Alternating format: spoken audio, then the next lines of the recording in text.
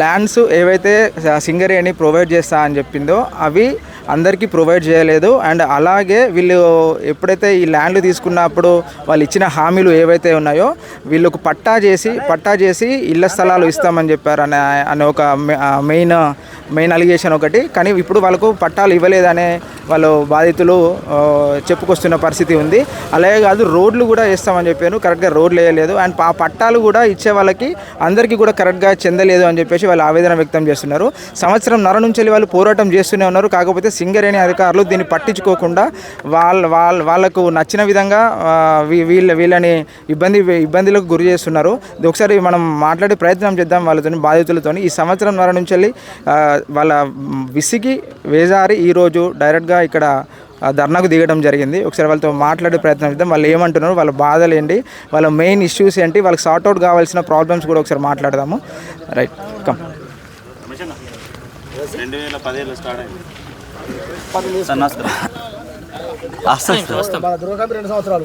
నమస్తే అన్న. నమస్తే అన్న. మీ పేరు? రమేష్, కాస్పేట ఉప సర్పంచ్. అన్న, ఇప్పుడు ప్రజెంట్ మీరు పెట్టిన ఇక్కడ ఏం డిమాండ్స్ ఏంటి, మీకు కావాలి, ఏం కావాలి మీకు? సార్, మా 13 years కింద కేకేఓసి ముంపు గ్రామం కింద మా విలేజ్ని తీసుకున్నారు.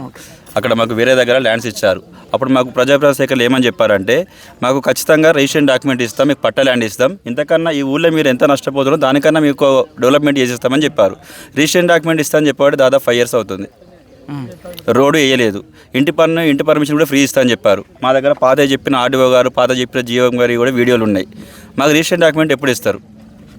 నిన్న మీది ఆపడానికి కారణం ఏంటంటే సార్, నిన్న వినతి పత్రం ఇద్దామని గ్రామసభలో తీర్మానం పెట్టుకున్నాం. మాకు రిజిస్ట్రేషన్ డాక్యుమెంట్ ఇవ్వలే, జస్ట్ మామూలు పట్టా ఇచ్చారు. ఆ పట్టాతో మేము బ్యాంకు పోతే మాకు లోన్లు ఇస్తలేరు. ఆర్బీఐ రూల్స్ ప్రకారం మీ పట్ట మీద లోన్ రాదు, మీకు రిజిస్ట్రేషన్ డాక్యుమెంట్ ఉంటేనే మీకు లోన్లు వస్తాయని చెప్పి బ్యాంకు వాళ్ళు చెప్తున్నారు. మాకు వచ్చిన 7,85,000 రూపాయలు వచ్చినాయి సార్. అందులో ఇండ్లు అవుతాయా? సరే, ఓకే. మీకు ఇప్పటివరకు వచ్చిన పట్టాలలో అందరికీ పట్టాలు వచ్చినాయి, లేకుంటే ఇంకా రాని వాళ్ళు ఏమన్నా ఇందులో పట్టాలు వచ్చినాయి? తాత్కాలిక పట్టాలు ఇచ్చారు. ఆ పట్టాలు ఇచ్చినప్పుడు ఏమన్నా అంటే, మా దగ్గర ఆ రోజు కాలనీకి అనే సభ పెట్టి ఆ వీడియో చూస్తారు, మీకు ఖచ్చితంగా ఒక 1 month రిజిస్ట్రేషన్ డాక్యుమెంట్ ఇస్తారని చెప్పారు. అప్పుడు ఆర్డీఓ హరికృష్ణ సార్ ఉన్న చింతల శ్రీనివాస్ సార్ ఉండే. ఆ ఇద్దరు సమక్షంలో మాకు చెప్పారు.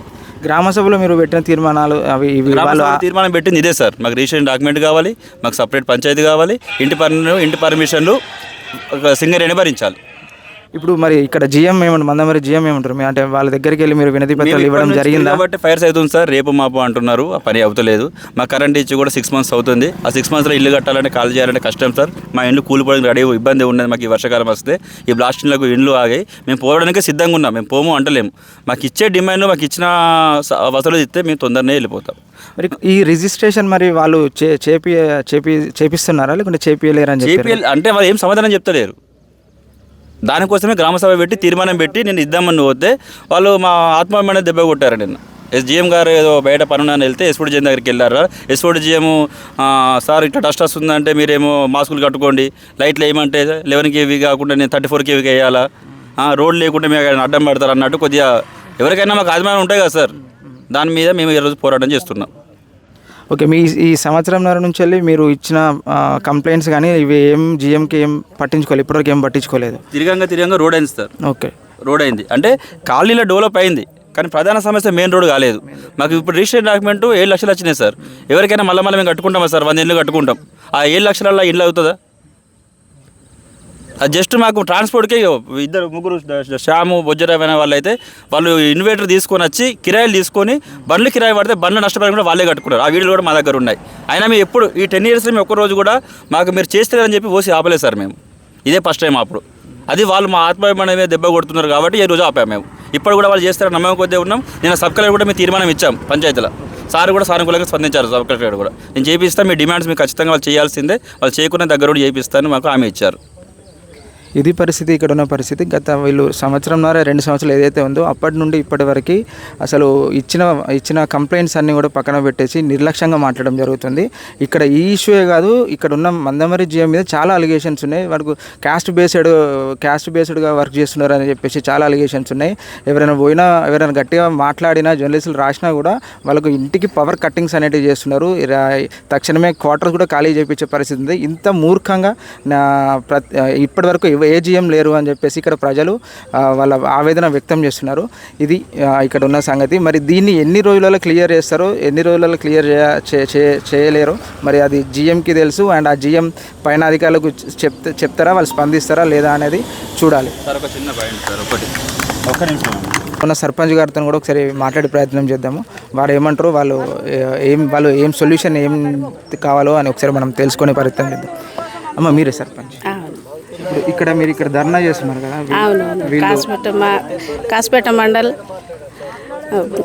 కాసిపేట మండల్ దుబ్బగూడెం విలేజ్ మాకు ఓసికి ప్రాబ్లం ఉన్నది. ఓసి కింద తీసుకుంటారు.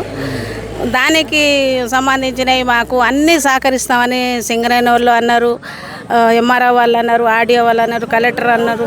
వాళ్ళు చెప్పి మాకు నమ్మించి అంతా కూడా అన్నీ చేస్తామని చెప్పి కూడా మాకు మోసం చేసిర్రు. అయినా కూడా మేము ఓపిక పడి 1-2 సార్లు ప్రతి ఆఫీస్కు తిరుగుతున్నాం, అప్లికేషన్ పెడుతున్నాం, తీర్మానం పెడుతున్నా కూడా చేస్తాం అనే కాడికి అవుతుంది. వాళ్ళు చేసింది ఏం లేదు. ఇంకా 50-60 కుటుంబాలకు కూడా ప్యాకేజీ రాలేదు, వాళ్ళకు ల్యాండ్ రాలేదు, ప్లాట్ కూడా ఇవ్వలేదు. మళ్ళీ వాళ్ళకు సంబంధించిన భూములు పెరడు భూములు ఉన్నాయి 60-70 ఎకరాలు, అవి కూడా ఇవ్వడం లేదు. కలెక్టర్ దగ్గర పెడతాను. కలెక్టర్ ఏమంటారంటే వాళ్ళకు ఎస్సీకి ఇచ్చేది లేదు, కేసు చేయరు, ఎట్లా వచ్చిందా మీకు, ఎవరు ఇచ్చిర్రు మీకు అని దబాయిస్తాడు. మాకు దబాయించి మేము అప్పటి నుంచి ఉన్నాం సార్, మేము చేసుకొని తింటున్నాం, అదే మాకు ఉపాధి హామీ అంటే ఎక్కడి నుంచి వచ్చింది, ఎవరు తెచ్చిర్రు మీకు, ఏంటిది, ఏం మాట్లాడతారు, ఎవరు నేర్పిరు మీకు, ఇదేనా మీ మాటలు, ఇది గది ఏమైనా చేస్తా కేసు చేస్తా అది ఇది అని బెదిరిస్తారు. మాకు సింగరేణి దగ్గరికి పోయినా ఇవి కాలనీ ఇచ్చిర్రు కదా, అది కూడా ఏర్పాటు చేసి అన్ని తీరులా సహకరిస్తే మేము వెళ్ళిపోతాం, దుమ్ము ధూళికి మాకు పడట్లేదు, పిల్లలకు ఆరోగ్యం బాగలేదు అంటే మాస్క్ పెట్టుకొని చేసుకోర్రి, ఏం చేయమంటావు, మీరు చెప్పే మాటలన్నీ గొంతమ్మ కోరికలు కోరిస్తే అన్నీ అయిపోతాయా, అయితే మెల్లగా అనే కాడికి అంటుర్రు వాళ్ళు. మాకు అందరూ మోసం చేశారు కాబట్టి మాకు ఈ సమస్యను సాల్వ్ చేయాలని మేము అందరికీ కూడా గౌరవంగా అందరికీ కూడా మనవి చేస్తున్నాం. ఇక్కడ చెప్తున్న పరిస్థితి ఏంటిదంటే ఇక్కడ వీళ్ళు కోరేటి బేసిక్ నీడ్స్. బేసిక్ నీడ్స్ మీరు ఏదైతే హామీ ఇచ్చిండ్రో అదే నీడ్స్ని వీళ్ళు అడుగుతున్నారు తప్ప వాళ్ళు ఏం గొంతమ్మ కోరికలు అడగట్లేదు అని చెప్పి చెప్తున్నారు. ఇక్కడ పర్టికులర్గా ఇక్కడ ఉన్న యాక్ట్ ఏదైతే ఉందో మందం వరకు అది తీయాలి. అది ఎప్పటి నుంచో కోరుకుంటున్నారు ప్రజలు కూడా. ఎందుకంటే ఇక్కడ డెవలప్మెంట్ తగ్గిపోతుంది అని చెప్పేసి యాక్ట్ వల్ల డెవలప్మెంట్ ఆగిపోతుంది అని చెప్పేసి చాలామంది ఇప్పటికీ బాధపడుతూనే ఉన్నారు. దయచేసి ఒకసారి ఇక్కడ ఉన్న ఎమ్మెల్యే కానీ ఎంపీ కానీ దీన్ని కూడా ఒకసారి పరిగణలోకి తీసుకోండి. ఫస్ట్ ఆ యాక్ట్ని ఎత్తేయండి. ఇంకెన్ని రోజులు ఆల్రెడీ కాగర్ పేరుతో అందరు ఉన్న వాళ్ళందరూ తీసేసిండ్రు. ఇంకెవరున్నారు ఇక్కడ చెప్పండి. ఈ యాక్ట్ పెట్టి యూజ్ ఏంటిది?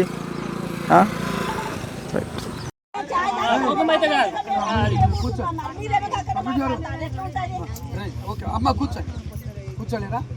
సరే ఓకే అమ్మ, అందరికీ నమస్కారం. డిఎస్పీని రిటైర్ అయినాను. సింగరేణిలో చీఫ్ సెక్యూరిటీ ఆఫీసర్ ఉన్నాను. ఇక్కడ మామూలు సెక్యూరిటీ వాళ్ళు, నేను చీఫ్ సెక్యూరిటీ ఆఫీసర్ని. మొత్తం సింగరేణికి మొత్తానికి నేను ఇన్ఛార్జ్. ఓకేనా? నియర్ సమస్య మీకంటే పెద్ద సమస్య మొన్న సత్తుపల్లిలో కూడా ఒకటి జరిగింది. అది కూడా లాస్ట్లో ఇచ్చాను. ఒకటి మొత్తం నిజం చెప్పాను, మాట అబద్ధం చెప్పాల్సిన అవసరం లేదు. అసలు జరగాల్సింది ఒకటి మీరు ముందు తెలుసుకోవాల్సింది అంటే ప్రొసీజర్ ఏంటి, గవర్నమెంట్ ఏం చెప్తుంది, ఇండ్లు పోయినప్పుడు ఎలా చేయాలి ఏం కథ అని ఒక ప్రొసీజర్ ఉంటుంది. అంటే ఎలా నడిపించాలి కథ అని చెప్పాలి. దాని ప్రొసీజర్ ఏంటి అనేది ముందు మీరు తెలుసుకోవాలి. తెలుసుకోకపోతే ఏంటంటే మీ బాధ కొద్దీ మీరు ఏదో ఒకటి అనుకుంటూ పోతూనే ఉంటుంది. రైట్, మీకు ఇల్లు ఊరు పోయినప్పుడు ఇంటి చెప్పండి 300 ఒక అబ్బాయి 310 ఇల్లే వచ్చి అందులో కొన్ని కాన్స్టిట్యూషన్ అందులో 300 ఇచ్చి 199 వచ్చి ఇంకా మిగతా కొన్ని 50-60 వరకు రావాల్సి ఇల్లు ఉన్నది అని చెప్పండి. ఓకేనా? మంచినా? అంతే కదా?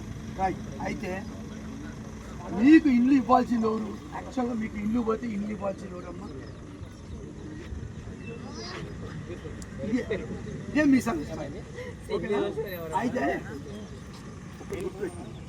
మీకు డైరెక్ట్గా సింగరేణి ఎప్పుడు కూడా మీకు కంచి ఉంటుంది. డైరెక్ట్గా మీకు సింగరేణికి ఏ సంబంధం లేదు. ముందు పారి గుర్తుపెట్టుకోండి.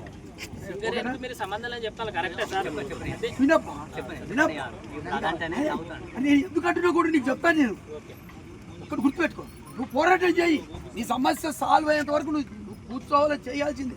కానీ ఎలా చేయాలన్నది కూడా ముఖ్యం. నువ్వు పంట పండించాలంటే ఏం చేయాలి, ఏం చెప్పాలి, ముందు పూర్తి చేయాలి, పూర్తి చేసిన తర్వాత సాలు ఎరువులు 2 సార్లు ఉండాలి, ఆ తర్వాత అడుగు మంది వేయాలి, అడుగు మంది వేసిన తర్వాత మొక్కలు నాటాక మళ్ళీ కొత్త పెరిగినాక మళ్ళీ గడ్డిలో పెరగకుండా మళ్ళీ చుట్టలా చూసిన తర్వాత మళ్ళీ దానికి పూత మంచి రావడం కోసం దానికి మంది ఇదంతా ఏమవుతుంది ఒకటి తర్వాత ఒకటి వరుస క్రమంలో వస్తాయి. ఓకేనమ్మా, ముందే గుట్టుగా కొట్టకుండానే డైరెక్ట్ సెకండ్ మంది చేస్తారా వెయ్యం అంటే ఏమైంది అట్టయితే ఏమైంది మీరు ఫాలో కావాల్సిన ప్రొసీజర్ తప్పింది ఆ లెక్క ప్రకారమే పోతుంది. గవర్నమెంట్ పని ఏది ప్రొసీజర్ ప్రకారం బాగుంది.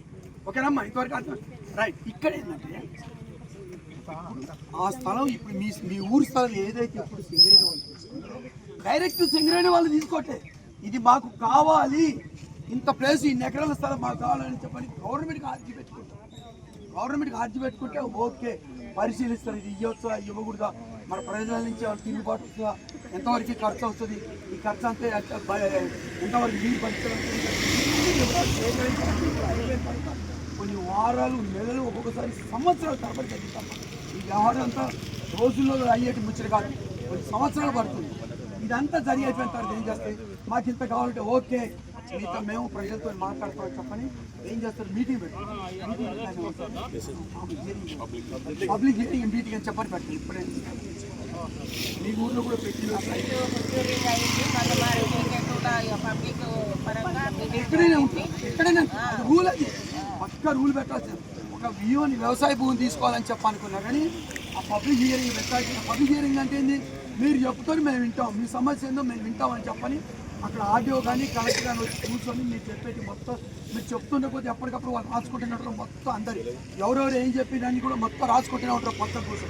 ఇవన్నీ తీసి తర్వాత మీ సమస్యలు కానీ వాళ్ళు సింగరేణిలో అడిగిన దానికి మీరు చెప్పిన దానికి అన్నీ వేరీ చేసుకొని దానికి లెక్క తీస్తారు. ఇక్కడ ఈ విధంగా జరుగుతుంది. ఇప్పుడు దేవుడికి వచ్చేవాడు కూడా 300 ఇళ్ళు మీరు అడిగారు, రావాల్సింది ఉంది 390, ఇంకొక 50 రావాలని 50-60 ఇవ్వలేదు. ఎవరు ఇవ్వలేదు, రెవెన్యూ వాళ్ళు అది తేల్చాల్సిన. ఒకవేళ ఆల్రెడీ దానికి ఎంత ప్లేస్ కావాలి అని చెప్పి నిర్ణయించిన తర్వాత ఆ డబ్బులు ఆల్రెడీ సింగరేణి వాళ్ళు రెవెన్యూకి ఈ మొత్తం లెక్క అప్పచెప్పినట్టమ్మా.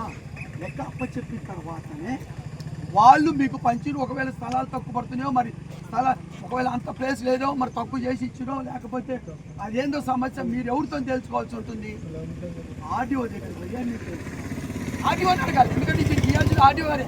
సింగరేణికి సంబంధించి పిఓ గారు ఇయ్యారు, జిఎం గారు కూడా ఏమీ మీతో మాట్లాడరు. వచ్చినా ఇప్పుడు నేను మాట్లాడితే మీకు ఒక అవగాహన అనిపిస్తారు. ఇక్కడ ఏమవుతుంది, ఇప్పుడు మీకు ఇది అర్థం కావట్లేదు. ఇప్పుడు ఒక మాట చెప్పి జిఎం గారు చెప్తారు చెప్పండి. ఆయన ఏంది, ఆయన చేయాల్సిన దాన్ని కొంచెం ఊగా మేము చెప్పలేకపోతున్నాం చెప్పని ఏదో అనుకోని తర్వాత జిఎం గారు చెప్తారని చెప్పని అన్నందుకు జిఎం గారు చెప్తే వినాలంటే ఏం చేయాలా, అడ్డం పెట్టుకోవాలి. అడ్డం పెట్టుకుంటేనే జిఎం గారు వస్తారని చెప్పని మీరు అనుకుంటారు. కానీ సమస్య ఇది జిఎం గారి కాదు. మీకు ఇవ్వాల్సినటువంటిది ఏదైతే ఉందో ఈ స్థలాలు ఇవ్వాల్సిందో పూర్తిగా అది ఆర్డీఓ ఆఫీస్కి. ఆర్డీఓ గారు ఉన్నారు, ఇవ్వలేదు కాదంటుడు, ఏదో చెప్తుండు, మభ్య పెడుతుండు, ఒకటి కాకపోతే ఇంకోటి చెప్తుండు, మళ్ళీ తిప్పించుకుంటుండు. సమస్య ఏదో ఉండొచ్చు. నేను సాయంత్రం పెద్దోడు ఉన్నాడు కలెక్టర్ దగ్గర బండి కలెక్టర్ కేసు పెడతాను మీ దగ్గర ఏమున్నది ఏంటిది, అప్పుడప్పుడు అంతా ఊసి సంపాదించి పెట్టిరా మీరు, ఏడున్నది భూమి ఏడున్నది చూయించు అని ఉరికి గెదుముతాడు. మీరేం చెప్పారు, మేమేం చెప్పినాం సార్, మీరు ఏమున్నది అన్నారు, ఏమున్నది అన్నది పై వాళ్ళు ఉన్నారు, మీరు మొన్న వచ్చారు కదా ముందు ఉంటారు, వాళ్ళన్నీ ఉంటేనే రిజిస్టర్ ఉంటాయి, డాక్యుమెంట్ ఉంటాయి, అన్నీ చూసుకుంటేనే మీరు వచ్చారు. మీ ముందు చేసిన వాళ్ళు లేరా, వాళ్ళందరూ చెప్పారు సార్ ఇచ్చిర్రు, కొంతమందికి వచ్చినాయి కొంతమందికి రాలేదంటే అది లేదు ఇది లేదు, భూమి ఏడ ఉన్నది నీకు తెలుసా, నువ్వు ఏడ ఉన్నావు, నువ్వు ఎప్పుడు పుట్టినావు అంటాడు. నేను పుట్టక ముందు పుట్టిన వాళ్ళు లేరా, అట్లా అనుకుంటే సార్ మీరే ఉన్నారా, ఇప్పుడు నేను ఏదో చేసినాను అన్నారు, మీకంటే పై ముందు చేసిన వాళ్ళు లేరా అని మేము అడిగినాం. ఏంటిది బాగా మాట్లాడుతున్నాం, కేసు పెడితే ఆడ అన్నం తింటా సార్ జైల్లో ఉంటా అని నేను అన్నా. నేను సర్పంచ్ని అట్లా నాకు అంటాడు, గెలుగుతా అంటాడు. కేసు పెడతా అంటే పంపు అని చెప్పిన, కేసు రాయి జైల్లో అన్నం తింటా అని చెప్పిన. నా పబ్లిక్ న్యాయం జరిగేంత సేపు నువ్వు భయపడేదాన్ని కాదు, నా మీద కేసు లేదు, నేను జైల్లో పోయి అన్నం తింటా అని చెప్పిన. గెలుగుతాను కదా, కేసు రాయి, కేసు ఏమైనా కొత్తదా ఏంటిది, కేసు ఎందుకు చేస్తావు, నాకు పబ్లిక్ నష్టం జరుగుతుంది, న్యాయం చేయరని వచ్చిన నీ దగ్గరికి. ఆయన చెప్పేదంటే పరిష్కారం రాని ముచ్చట ఏంది? భూమి ఎక్కడ ఆ ఉంది? భూమి ఎక్కడ ఉన్నదంట, భూమి ఎక్కడ లేదు సార్, ఎక్కడ ఉన్నదంటే ఫలాని కాడ అంటేనే ఉన్నాం, దబరాయిస్తాడు, గెదుముతాడు, తవ్వుకునేస్తాడు. మేము అక్కడ కూడా ఆపినాము పోయి, ఆ భూమిలో పైసలు రాలేదు, ఇంట్లో పైసలు రాలేదు, మాకు ప్యాకేజీ రాలేదు, ఇవన్నీ అయితేనే కావాలని మేము ఇప్పటి నుంచి నడుస్తూనే ఉన్నాం. 10 సంవత్సరాల నుంచి కొట్లాడుతున్నాం. అప్పుడు కూడా నేనే సర్పంచ్ని, అప్పుడు కూడా 3 రోజులు మీరు చేయకుంటే సెక్రటరీతో చేపించుకుంటాం, వాళ్ళతో వీళ్ళతో నాకు 3 రోజులు వాళ్ళు సింగరేణి వాళ్ళు గ్యాప్ చేసి ఈ రిజిస్టర్ అని కొంచుకోపోయారు. మరి ఇది మా పంచాయతీ ఆఫీస్ నుంచి మాకు తెలియకుండా కలెక్టర్ వాళ్ళే తీసుకుపోయారు. అప్పుడు ఇప్పుడు మేము చేయము తీర్మానం, మాకు అద్దు అన్నీ కావాలంటే మాకు చెప్పకుండా మొత్తం తీసుకుపోయారు. వాళ్ళు హ్యాండ్ ఓవర్ చేసుకున్నారు. అప్పుడు పకడబందిగానే చేసినాం మేము, అద్దు అద్దు అద్దు అనుకుంటే ఇవన్నీ అయితే అద్దు అంటే ఆయది కాదు అని చేస్తే సరే అని ఒప్పుకున్నాం. ఒప్పుకునే అని ఇవ్వాలి కదా. ఇప్పుడు వరకు లేదు. మీరు ఇచ్చే 7 లక్షల రూపాయలతో బిల్డింగ్ అవుతుంది సార్, రేకులు వేస్తే తెల్లారే పలిగిపోతాయి. సరే ఏదో ఉన్నది ఇచ్చిర్రు, ఉన్నదాని కదా అందరికి అంబ చెప్తే వాళ్ళు వెళ్ళిపోతారు సార్. దుమ్ము ధూళి ఉన్నాయి సార్, అందరికి బీమార్లు వస్తున్నాయి సార్, మాకు హాస్పిటల్ పాలు అవుతామంటే మాస్క్ వేసుకొని పని చేసుకో. ఏంటిదమ్మా ఎవరు నేర్పారు నీకు? బాగా మాటలు చేస్తాను, నువ్వు చెప్పినట్టు అయిపోతుందా? మాస్క్ పెట్టుకొని పని చేసుకో అంటారు. మాస్క్ పెట్టుకొని పని చేయాలి, పని చేసుకొని 10 గంటల మాస్క్ వేసుకొని పని చేస్తాం. ఆడ సర్పంచ్ వాళ్ళు మాట్లాడు కూడా అధికారులకు అది కరెక్ట్ అయినా మీరు ఒకసారి ఆలోచించాలి. ఆడపిల్లకు పెళ్లి చేస్తాం, కారు కొనిస్తాం, బైక్ కొనిస్తాం, పెట్రోల్ కూడా మాకే పోయమంటావా? అన్ని మేమే చేయాలా? చేసుకోవాలమ్మా, ఎవరు నేర్పారు నీకు అంటారు. మాట్లాడేది ఏదో ఇది అవుతుంది అది కాదు అని మీటింగ్లో ఉన్నారు. సాయంత్రం 4 గంటలకు అన్నారు. 4 లేదా 5 మీరు రండి, కల్పిస్తాం. అప్పుడు మాట్లాడి నేను రామ్ సార్, ఎక్కడికి రామ్ సార్,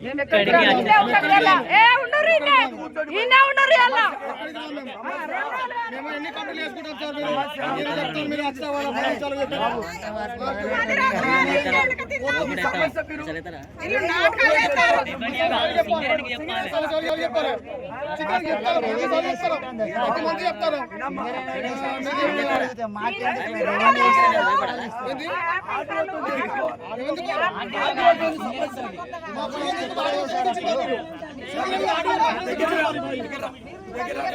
కొత్తగా ఏం అడిగినాం సార్, ఇవి మాకు ఇక్కడ ఉన్నాయా అక్కడ అడిగినాం, ఇవి చెప్పమంటే కూడా